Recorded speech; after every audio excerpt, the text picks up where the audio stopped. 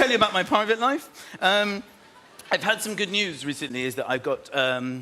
my wife has always had a dream, okay, to own a little place in the countryside. And it became my dream when she told me about it every day for 10 years. And recently, I bought a little place in the countryside for us. Beautiful little place. It's very remote, very isolated, very private, rolling hills. It's surrounded by a farm. It's not our farm, but it's just lovely. We didn't tell the children we were getting it. It was the most magical day when we first moved in, and we were standing outside, all of us, my children running around in the fields. They couldn't believe it, giggling, and the sun going down, and my wife and I holding hands, going, we did it. It's amazing. I'm so happy. And tears. It was beautiful. And lovely little animals, little birds, because you don't see nice birds in London, you know. In London we have pigeons, sort of suicidal pigeons, sort of come in front of the car, just look at you, kill me, end my life, it's not worth it. And they just fly off at the last second. I don't even have the guts to end it! All these multicoloured birds coming out of the woods, like they were welcoming us to the country, making lovely noises. Like they were saying, hello, welcome, thank you for coming. My wife holding hands, children running around, lovely. Then the sun went down completely. Absolute, total darkness. Pitch black, terrified. We all both looked at where we thought we were. Darling, are you there? I can't even see you. We should go to London. We can't do this, can we? We can't do this. Where are the children? Children! And it was like all those lovely daytime animals were instantly replaced by the night shift animals. Noises from birds I've never heard before. Sinister sounds.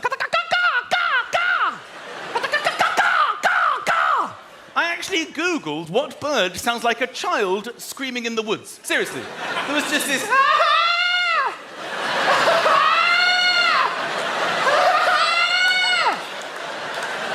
That with the... My whole family holding hands in a 360, edging to where we hoped the house was.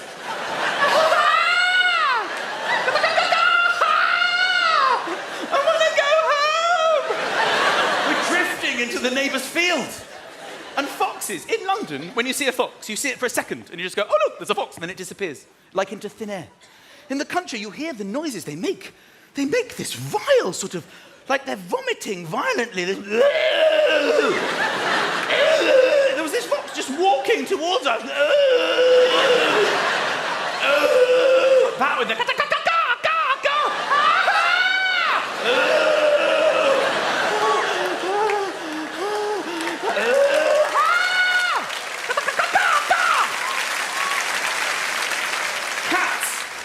Cats on heat. Is there a more sinister sound out there than a cat sort of whining? If only women were like this, how much easier would my teenage years have been? Have you met Beverly? I think Beverly's up for it. I think you're right, Dave. Leave me to it.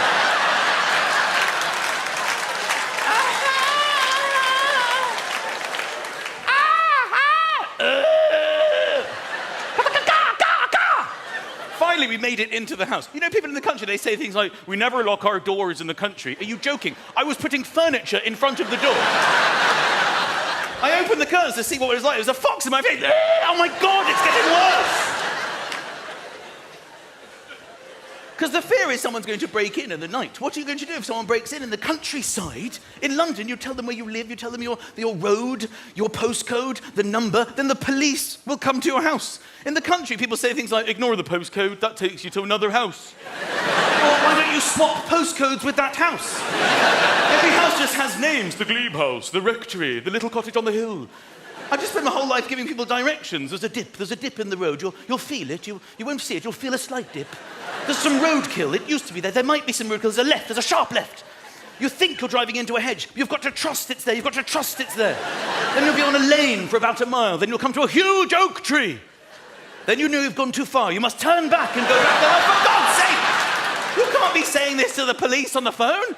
You might as well pass it on to the burglar. How did you find the place? Can I put you on? Do you mind? Because the onus is on us as men. This is what my wife does. Every time there's a noise in the house, she wakes me up. In bed, she's like, did you hear that? Did you hear that? Coming from the kitchen, did you hear that noise? And I always deny it, even though I've heard it because I'm awake, terrified. And I said, no, it must be the wind, even though I know there's no wind in the kitchen. She always says the same thing. Go and see. Go on, go downstairs and see. I'm always like, well, that wasn't exactly the way I was going to handle this situation. I was hoping we would hide as a family and await rescue. But Michael, you're the man of the house. Yes, you're right, I am the man of the house, but what concerns me at this very moment is I think there's another man in the house.